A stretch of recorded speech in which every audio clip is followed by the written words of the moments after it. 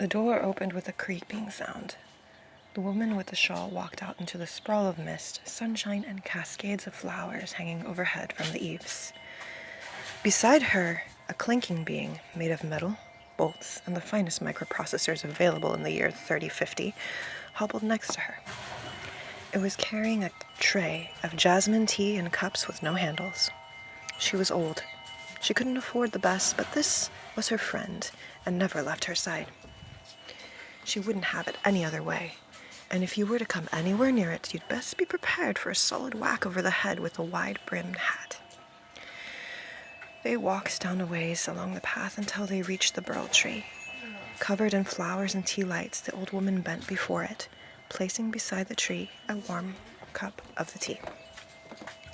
It was a strange tree, ancient, almost wise, and simultaneously grotesque in its beauty. It was dead at the bottom and alive at the uppermost branches. Below the gnarls and weaves, all the way around the base, if you walked 3 times clockwise, was a hole, and from the hole rose a dark black smoke. "You are late." The smoke stitched itself together into swirls. Forms began to ravel and twist until it assembled itself. A foot, and then a leg, and then... oh, come on with the rest of you. A being slender and tall with the arrogance and elegance of royalty, but the appearance of monstrosity of the underworld stepped out. "Walk," the woman said to the creature. "I'm getting tired of having to call you out like this every morning. Here, I've made you your tea. The least you can do is help me hold it." The dark being of the underworld carried the teacup and abashedly followed alongside her. "With all the trouble you've caused the world, it's remarkable that I even stop by every morning. Do you hear what they're calling me? They think me a witch, and Lord only knows the ones who would fumble across to see you, what they might think. Don't expect tea every morning if they burn me at the stake next month. Good heavens."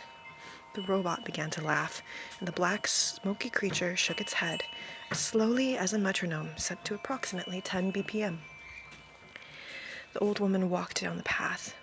"There, we are to have our brunch." A gasping, wheezing sound came from the black mist of a man. "The tea tastes terrible." "Well, I certainly don't think so," said the robot. "You have no taste buds." "No, but my programming and meta-comparison across several fields given the sourcing of ingredients, method of brewing, and reviews from a website called Yelp in the year 2019 state that it should clearly be 10 out of 10, one of the best jasmine teas you've tried. Bringing my homeboy with me to... oh, oops." The old woman sipped her cup, and the 3 of them sat on the swing chair to watch the sunrise.